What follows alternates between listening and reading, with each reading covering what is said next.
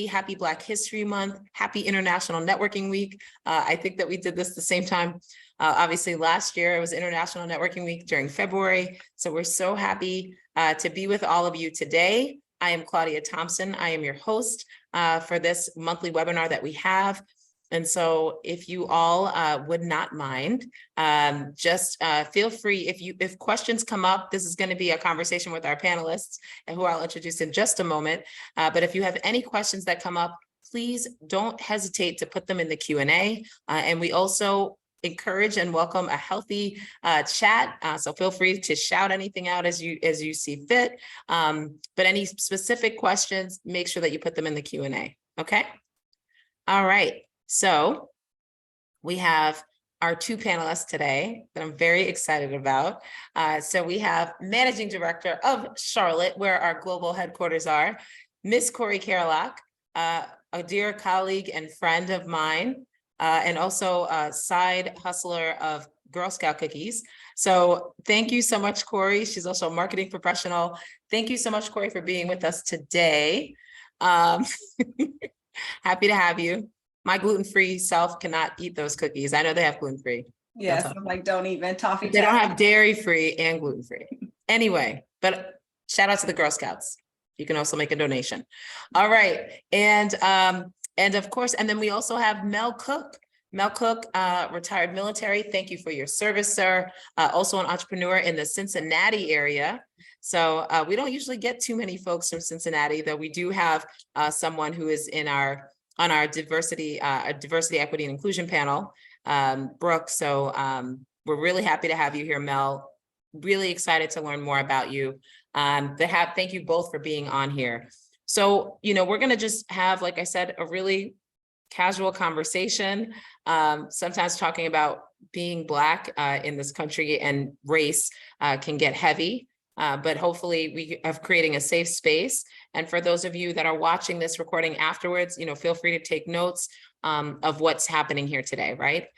So we are going to jump right in. Of course, we are a networking organization and business. And so we're going to talk about your career. Okay, so I'm going to first ask, and you can both answer this question or not.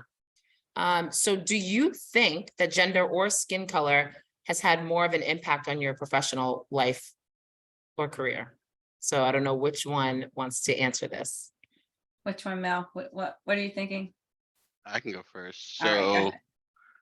both, right? I mean, skin color, when I was in the Navy, I was the only Black person in my area, I won't call it the division. So, there wasn't a lot of people who looked like me around.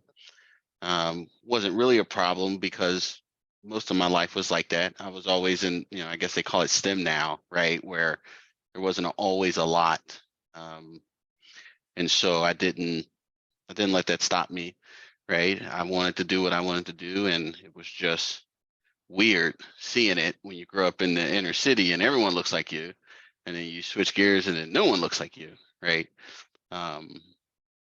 But you do have those times where you don't fit in and you can tell that you don't fit because they're scrambling to find a reason why you didn't get or achieve or, be on this group or that group, and all your credentials match, but somehow you're still not there.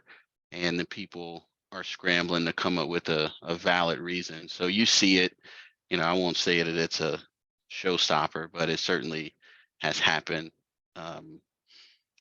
Gender as a male, right? That doesn't impact me as much as it would a woman. There certainly were things where it was more women in a certain area, but gender was probably the least impactful of, because I'm a man and it generally works out better than it used to for women. Yeah, so interesting. I mean, I think when we talk about identity, right, because I think men historically in this country, at least, have had a privilege over those who identify as women. And I think in particular that when we're talking about Black men, it is definitely a different conversation. And depending on the context, it may be more or less privilege. And interesting, saying ex-military as well, in that environment, also having, that's like a different context compared to what you're doing now. And then you also brought up STEM, which is science, technology, right? Engineering. And so I think that is also different, talking about that field. I'm seeing more and more STEM organizations focused around people of color and Black people. And then of course, there's like the NSBE organization, which is for engineering students who are Black. You know, a lot of my friends in college were a part of it, but I think it's interesting that you said that, because I didn't think so much you would speak on the gender. So that's interesting for me. Corree, what would you like to say? I would say definitely yes to that question. And as Claudia said, I'm managing director of North Carolina. So I'm in the South, deep South. So there's a whole different set right there that we don't even have time to get into on this discussion today. So definitely in my career, as Claudia said, I'm in the marketing space. So just even in the BNI, with my role in BNI, the majority of my chapters are heavily male members. And even when I immediately, once I joined BNI, within a few months, became part of the leadership team. And then within 6 months became president. And I actually had a member come up to me with his audacity and say, wow, we have a minority female president. And, you know, I have a pretty good poker face. And I'm like, well, if you would attend meetings more often, you might have a say so on kind of the leadership team. So, and like I said, even in my roles, being over the chapters in North Carolina, sometimes they'll get the emails from me, and my name is Corree. So most people, I literally have had people say, "Oh, I thought you were a guy," you know, and they don't say, I didn't realize your ethnicity, but you know, I get with my name, they think I'm male. So when they meet me, I'm a minority female. So it's like, whoa, what just happened?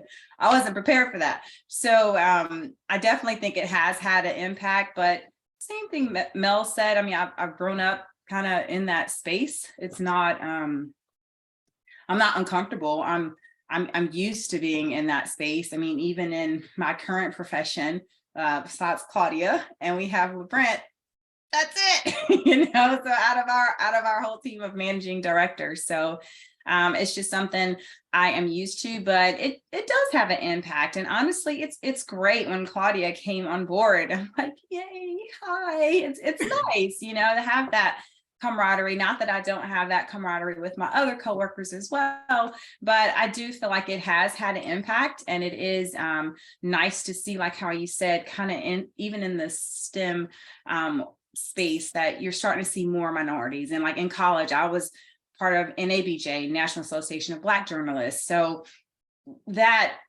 just seeing that and kind of having that, all right, I'm not the only one in this particular field. It's nice. Yes, shout out to collegiate journalists, by the way. I was editor of my college newspaper. You said so much, so many great things, and I agree. It was great when I came working with you. But you kind of get that sense, right? When you see another, right? That camaraderie. I forgot who I was just telling this to recently. It's like, no matter what, we always have, I saw a meme about, you know, like the Black people at your job, like have a group text or something, right? Like that you don't know about or something, like kind of like, and it's really more, so that's not officially the case all the time, but there is some camaraderie, kind of like we have each other's backs, right? Like if there's something that we would know that we're faced with, kind of what Mel said before, you know, like, oh, I was passed over for this, or, I mean, I had to prove more, I had to jump over extra hurdles, you know, and likely it kind of gets tied back to your skin color. Deeper than that, if we go one, you know, speaking of color, has colorism been a major factor throughout your professional life, you know, and how has being Black impacted your career path? So we did touch on that a little bit. I think we talked more about gender, but does anyone have anything to add inside of specifically colorism? Define colorism. So basically colorism is defined as like someone's proximity to whiteness, and that the further away that someone is lighter, that they, they are not afforded as many privileges, right? It only impacts on top of, so that could be an example. Yeah, I remember my grandmother would tell me stories about how she passed, right? And when I was younger, I had no idea what that meant, but she was very fair skinned, and she said she passed for as long as she could. For me, I'm probably like in the middle. I'm not very dark. When I was stationed in Pensacola, I got a lot darker, right? But I don't know if my shade has made it so. I wouldn't know, right? I mean, certainly if my skin shade was much darker, would I had faced more discrimination? You know, I, statistically, I guess I would say sure, but I don't think that it impacted me a whole lot. Yeah, no, Career path wise, yeah, at 7, 8, 9 years old, I was taking VCRs out of the trash can and fixing them, right? And so this has always been my career path, right? I don't know if I don't even think I even thought about another career path, right? And engineering is just, it's my God-given gift, right? I can't claim any credit for it. I could do it early. I remember having a remote control car and the batteries were dead, and my mom wouldn't buy me any more batteries. And so I took an old lamp and cut the wires and plugged it into the wall and turned it on, and whole room went up in smoke, right? And so this has always been my career path. So I don't think I can really answer that one. that's good. No, that's, first of all, shout out to VCRs. So I'm thinking we're in the same generation there, Mel. I used to be the one to have to like wire the new VCR for my whole family. So, and I was like in 3rd grade. So, yeah, no, but no, I mean, that makes sense, right? Because some people don't see it, and some people do. I definitely know I have, limitless, instances with colorism. Corree, you unmuted before. I'm curious to hear your thoughts on this. So yes, yes, and yes, that's my answer to just about everything. Apparently your question. So me being a Black female, honestly, my first thought when I saw this was my hair, because I have natural hair, and for those that don't know, that means it's just like in its natural state, not processed or whatever. And this was new. This is new for me. And it wasn't until I went out on my own and started my marketing consulting business is when I felt comfortable enough to do that. There I've been in so many spaces where literally if I'm going on vacation, I might put braids, and my coworkers are, ooh, you have vacation hair. And literally I've had a supervisor say, so vacation's over, are we returning back? I'm like, whoa. So that has been huge for me. That's a whole nother discussion, probably Black women and their hair, but that definitely affected my color has affected my professional life, because I felt like I couldn't really truly be me. Like literally when I cut my hair, I was like, oh, I feel so free. It doesn't matter what anyone thinks because I am my own boss, so that was just so liberating. And I had never experienced that before, as an adult. And that had, like I said, a major impact. And whether it's colorism or more, it's tied to color, just because, as a Black woman, I kind of feel like we're expected to look similar with our counterparts, whether it's, I know there's all sorts of laws and bills now with natural hair, and it's really progressed so much in the last few years. But I would definitely say that had an impact on me, being a Black woman. And then I would say, as far as impacted my career path, it kind of goes back to what I said earlier. I'm used to being the only person. Usually it's the only person of color, whether it's I worked at a radio station the only one in that role. I won't say in the entire, there were two, but they have more like an admin role. So the only one kind of in a supervisory role. And so the way I say it's impacted my career path is kind of what you mentioned earlier, Claudia. I had to work a little harder. You know, it's like we produced the same results, yet didn't get the same accolades or the promotion or whatever as my Caucasian counterpart, you know, for whatever reason. So it was very, like I said, liberating and freeing, which actually through BNI, I started my business, that I could just be me and not have to feel like I need to assimilate or look a certain way or act a certain way or talk a certain way. So I would definitely say it has impacted my career path, to me, ultimately in a positive way, because now I'm doing exactly what I wanted to do, but definitely as I was progressing professionally, just felt kind of hindered or kind of like binded. Yes. So you said a lot. Actually, you touched on texturism, which is the hair thing. And you know, you and I think we've had this conversation a million times, but the braids that I have, the same thing. I didn't wear braids until our Thailand Global Convention. That was the first time I ever got braids. And I had always wanted them. I'm very active, so it makes it easier to have a protective style. And I just was like, I can't do it. I can't do it. I'm not going to look professional enough, like grappling with that. And thinking that that's going to set me back professionally. So when I kind of stopped caring about it and I just enjoyed myself, like, you know, people, they can like it or not like it. Look, Claudia, how we both at our last conference, Claudia and I had the same hairstyle. People kept confusing us. Claudia and I do not look alike.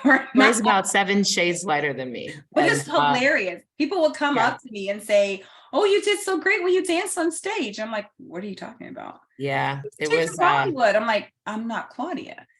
And literally it's, you don't look alike, but we had the same hairstyle and it threw everyone. It was actually like it was becoming comical to the both of us, but yeah. And I mean, people that knew us, but we won't call them out.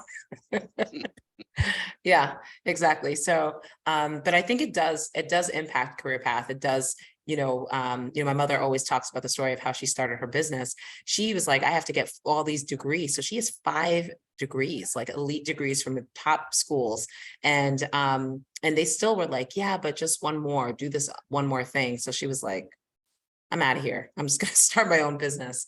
And I think that that's a frustration with a lot of people. So jumping into more of specifically BNI and BNI networking, which organizations do you belong to other than BNI? You know, particularly ones that you feel embrace our culture, make you feel included. So if you belong to any others. So I've been in BNI 15 years, maybe. Okay. It's probably the only one I'm in. BNI's worked great for me. They twisted my arm to join. I still remember who pulled me in, but I've only done BNI for me. So I'm probably more Blackish, right? If you're familiar with the show. And so I quickly found that it's dichotomy, right? Either they're really over there as far as ethnic and Black, or they're really over there, and I never really felt like I fit in. So there wasn't a lot of middle groups, or at least none that I found in Cincinnati. And so BNI is, you know, besides like the chamber or something like that, there's not another group that I belong to. I have a group of friends that, you know, we like-minded and we get along, but nothing professionally. Interesting. 15 years. So yeah, that is fantastic. I've been, it's my 20th year this year. That's like a whole adult human. So I've been in BNI for 20 years, just shy of my son's age. But that's fantastic, right? Because it works. I'm with you. Corree, do you belong to anything else? Well, first of all, Mel, it wasn't twisted. It was probably gently persuaded, and you saw it was the best thing ever, hence your 15 years. So you were so excited that person invited you to grow your business. There you go. I only told her no for like 6 months. So, you know. True story. I told the person no for 2 months. When we say keep asking, right? I tell people, I said, right, don't stop asking. Persistence is key. And look, Yeah. you've been a member for 15 years, but I am heavily involved with the chamber. I am like super proud. I've sponsored 38 people in BNI, and majority of them came just from chamber connections. Our chamber, I'm super involved in. The chamber where I am is more focused on small business. I know some are more larger scale, but they're focused on small business. And so it's a great extension. So in college, I had more, professional organizations, but at this point, it's more BNI or power teams and Chamber of Commerce. There we go. Yeah, no, that's great, actually. And I want to ask also, like, out and about networking. So Corree, since you've been, or Mel, if you've had any experiences while at another event, of course, not a BNI event, but anytime you're networking, how do you handle any microaggressions at those events? Well, like I said, my name, it throws people off. Like literally, if you just see it, you think Corree is, I feel like it's unisex, and the spelling to me is super feminine, but thanks, Mom. But generally people see Corree and they think of male. And like I said, I've had people say, oh, a minority female, and I've gotten looks just in, look, not BNI events, wink, wink, where they haven't met me before. They get the emails from me for whatever reason. You didn't attend a meeting or you didn't do this. And they're like, oh, you exist and you're female, and of course they don't say and you're Black, because you can't say that out loud. So it's more, but I can just see their perplexed look on people's face, especially, like I said, I'm in the Carolinas. So, it's as Southern as you can get. And I do see kind of the, oh, or if I tell them what I do, oh, okay, how's that? So I'm like, are you expecting it not to go well? So when you talk about the microaggressions, people's face, so much is in, their face and their body language. And you talk about what you're doing, or, I say I work for, international company, and this is what we do, and we really help businesses grow. And they're like, huh, okay. And I could see it's like, I wasn't expecting, you to say that. So I deal with it with a smile, like, whatever you have going on, that's between you, and you need to figure that out. It's not my concern. Like I tell my kids, not my concern. So really, that's kind of my view on it, is still to have that positive attitude. And guess what? If you know someone that would like to be in a BNI chapter, have them call me. So that's the way I kind of end it. Yeah, no, that's great. Oh, go ahead, Mel. Yeah, I was trying to think microaggressions at networking events.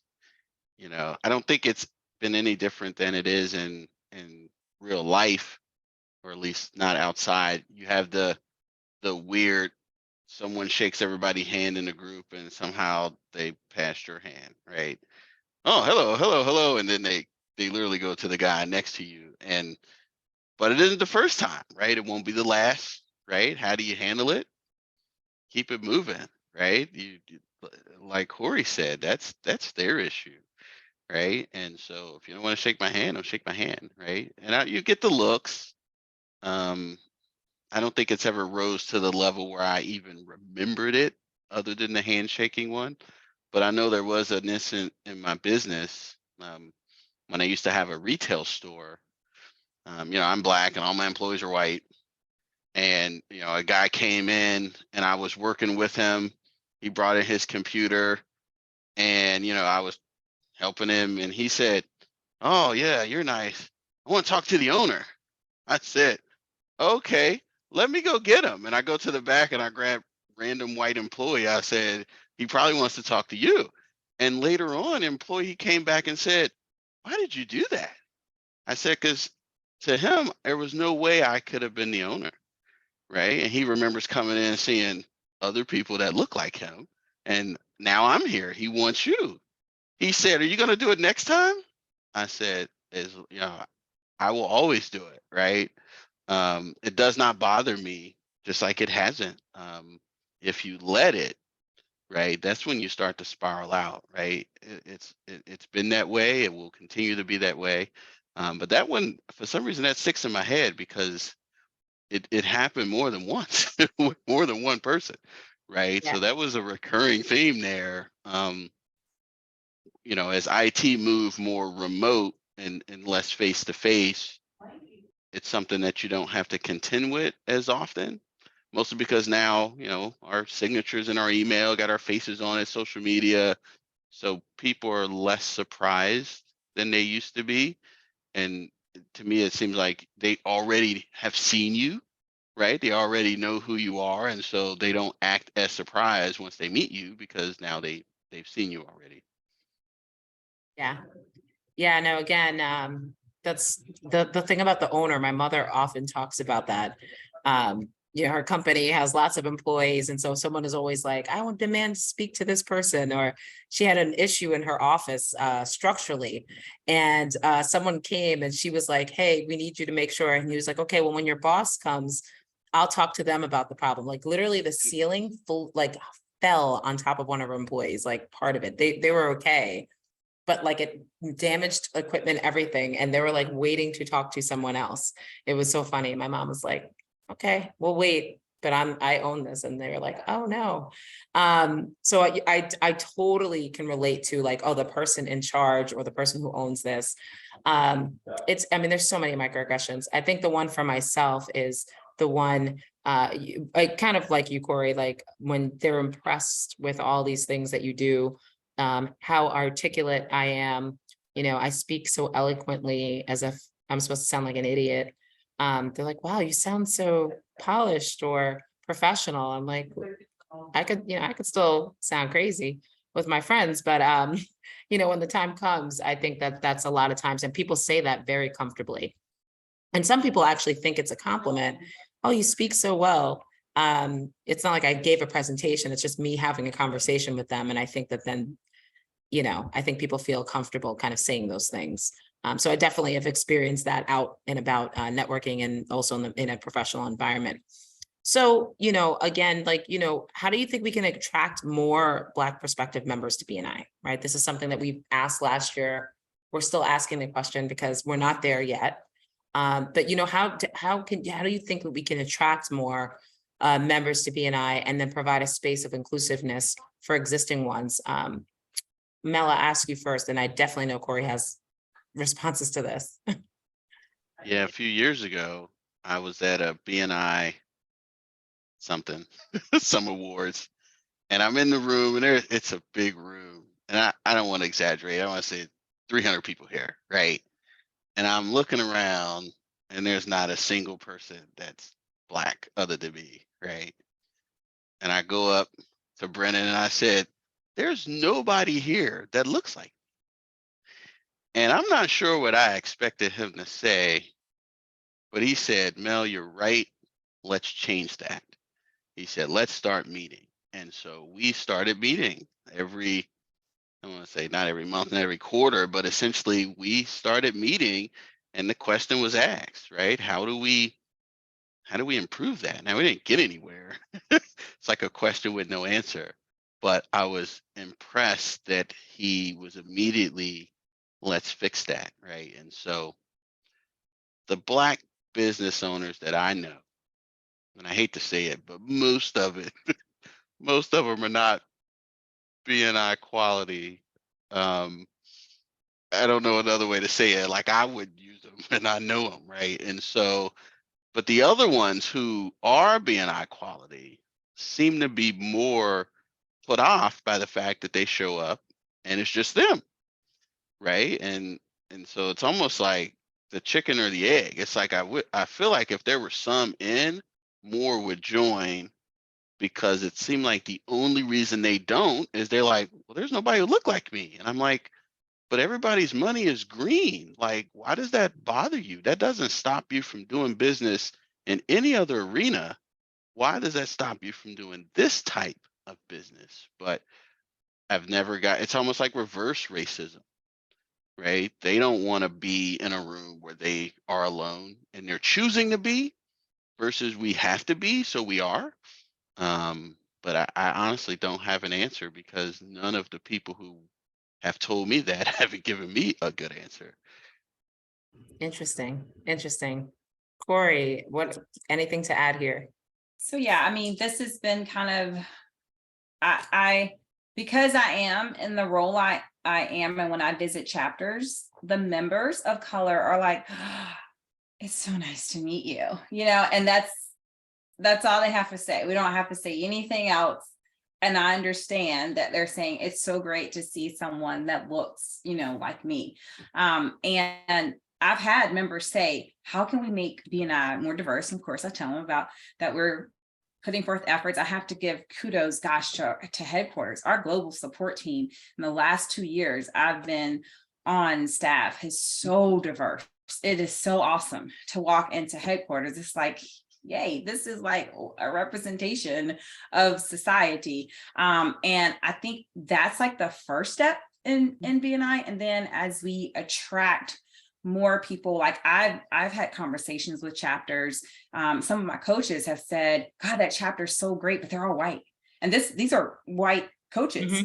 And they're like, we need some diversity. I'm gonna go out and I'm gonna recruit. And so they are specifically, like I have one that's all men. She goes, where's the estrogen in this group? They need some help. And so she's like, estrogen and color. And she said this, and she is a younger demographic, but she's like, estrogen and color, that's what I'm looking for. Those are the members I need in my chapter. And that was, again, her own, with me saying absolutely nothing about it. She's like, these chapters aren't really reflective of today's society. So let's do our part to make it that. So I'd say really just being more intentional, and not saying that you're excluding, but purposely look, if you're at a minority-owned business, maybe put forth a little more effort to send an invitation. And like you said, Mel, I have had people say, they're not going to accept me in their chapter. And I've said, money is green. Go get your money. So, that's really kind of, if you can connect on that business level, then you kind of cross over, color lines, because I have a product or service that you need. Us working together would benefit us both. Let's make it happen. So I say just intentionality. Yeah, you basically answered this other question with the specific actions. And I agree with you. For years going to Charlotte, it has evolved for sure. Which just makes it's a different space to walk into as a person who is a person of color or a Black person walking in. And so the vibe feels different. And to your point, Corree, when there is someone, and I would assert that the white person that works for you asking, like noticing that a chapter was all white, it's because they're working for someone of color. And so they're starting to notice, and maybe, visiting other chapters. And that's really how you shift the culture and the mindset in the area, is because people are starting to notice when it's not there anymore. We always notice it. We can tell if there's a homogenous situation, right? Because we stand out, like we always know. And we always know if there's one Black person, like we'll see them in the corner, if they're within, 100 feet, like we know that they're there, right? But they don't always, people who are not Black don't always see that. So I think having those specific actions, and then like you said, to your point, if your realtor seat's open, going out of your way, is there a Black Realtors Association that you can reach out to? Like, can you reach out to other folks, which in most major cities, there definitely are those organizations to think about, like, let's kind of step outside the box. Or is there a Black chamber locally? Can we go and open up that directory, or go online and see if there are people that we can ask to vie for the seat? We're not promising them the seat, but even having them visit will expand the network. So I think that is important. That was my last official question.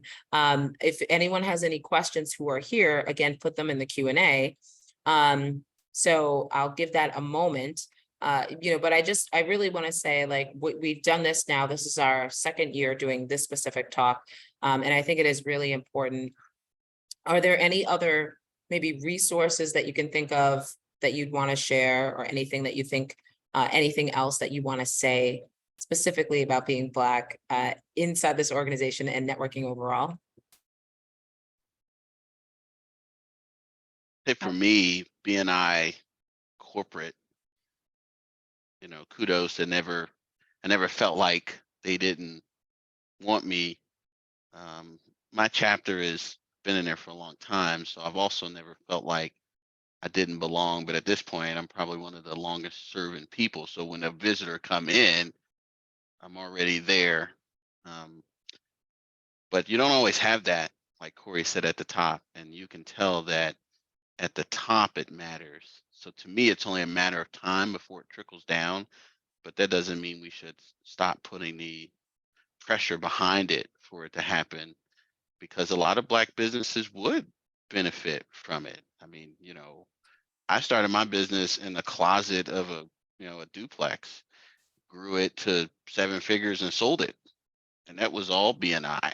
I literally joined BNI to grow one side of my business. And at the end, that's the only side that existed, and the other side was gone. Right. And so when I know other people who are hesitant, I had one person say once, well, maybe we should give them a discount. We don't want to do that. We don't want to water it down, right? We want quality people who are there. But for some reason, it's just hesitation on joining. Oh, I love that, Mel. That was great. Corey, were you going to say something as well? Yeah, Brooke put up a great post. And actually, everyone can't see it, Brooke. I don't know if you meant for just us to see that or everyone, but she was saying the sentiments that it works both ways. And that's why I said it's so important to be intentional. So whether you are the only member in your chapter, or if you're an ally who's like, oh, we need to be more diverse, then intentionally going out and saying, hey, I would love to see, someone, you don't even have to say someone that looks like me. You go to a person of color and say, I would love to invite you to meet my network because your seat is open, or, I think this really benefit you, be a part of your marketing strategy that can really take your business to the next level. So not even it's full of white people, or it's full of whatever people, or it's full of men, not even that, just from the business aspect. It's hard as a business owner or a business-minded individual for you to say, I want you to get in front of my room, of my network. So you're already trusting because I'm approving, this group, but I'm saying this is going to change your business. So it's hard to say, no, thank you. I don't want to grow. I'm good where I am, so just from that point alone, being intentional of inviting and like, again, to Brooke's point, it's great. In my case, I had a CSE or chapter success coach, that really wanted to be diverse, where I have other coaches that are like, oh, I never even thought about the fact that there are no Black people in the chapter, because it's not like Claudia had said, we see it because it's our everyday. If it's not your everyday life, you sometimes have blinders on and you don't see that. So just taking it upon yourself to, all right, if I'm the first one, I'm the first one. As it stands right now, the chapter I am a member of, now we have 2 Latino, 2 Indian, but I am the only Black person, and we're the largest chapter in Charlotte. So that still says a lot. I'm super comfortable. Oh my gosh, I would trust all of them with my life. I love my chapter members, but I am the only Black person in my chapter. Yeah. No, I think spot on, Brooke, about that. Like we do. I mean, Corey and I have talked about also being the first one to be that person. So it's sort of the bridge to the community, and not being afraid. I mean, I did grow up around mostly white people, so I've always been able to navigate. And do I want to be always the one carrying the burden? No. But giving it a chance without generalizing, because we don't want to be generalized. So not generalizing how it's going to go, give it an opportunity. And I also understand protecting your peace, not wanting to be harmed or triggered. And if those things do happen, communicate them to your membership committee, to your coach, right? Or even your managing or regional or executive directors, like let them know, because sometimes we don't know that those things are happening. So that's also definitely very relevant. Do we have stats? So, I asked our director consultant once, I said, how many Black people are in our area per chapter? And the answer at the time was, we don't track it. Right. And so it's like, we don't even know what the numbers are. And if it does start to improve, we can't look back and go, hey, we got anecdotal. Yeah, I'm the only one. I know another guy, he said he's the only one in his. And it's literally like 3 Black people I know in the whole Cincinnati area. Right. But that I don't know them all. And so there's stats like somewhere. The panel has been desperate to get stats on that. It's a little tricky as far as being able to collect information. I don't think we can do it for new applicants coming in, but certainly existing members. We've always been working on that. Admittedly, we have not really put a dent in that. But I agree with you, yeah, because how do you know how you're doing if we don't have those metrics? And while I'm a big picture person, I have come to love data, real life stats. So I'm with you for sure. So yeah, so I mean, thank you all so much. I did see a comment in the chat from Adrian. I love that you shared that money is green. Sometimes we need to bring the conversations back to our communities to shift our perspectives and bring awareness to the value of building our networks and sphere of influence for BIPOC businesses. 100%, Adrian, I totally agree with that. That's what we have to experience it. We can't just talk about that thing over there without actually experiencing ourselves, so that we can go back to the community. And we could also talk about within these groups what needs to change. We can see it for ourselves and be able to have that opportunity. Let me see here. So yes, so some people are asking about when we do this. So next month, I believe, yep, I think Steve is right on time. In the chat and on the YouTube page will be the link to next month's. Of course, it is Women's History Month, so we will have a women's panel. So you can click on that link to pre-register for that. You will not want to miss that for sure. We'll have women from across the country talking about from BNI in different roles and capacities and professions.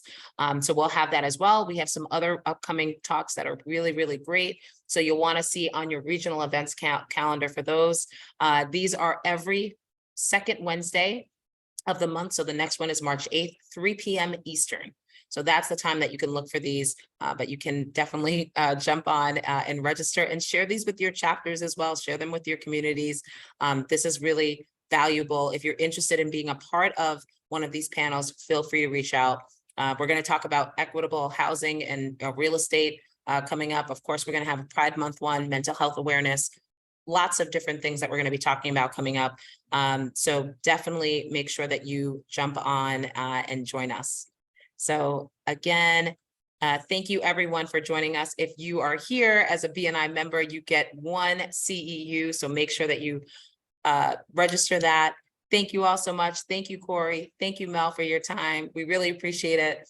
And thank you, everyone. We will see you next month. Thank you, Claudia. Bye-bye.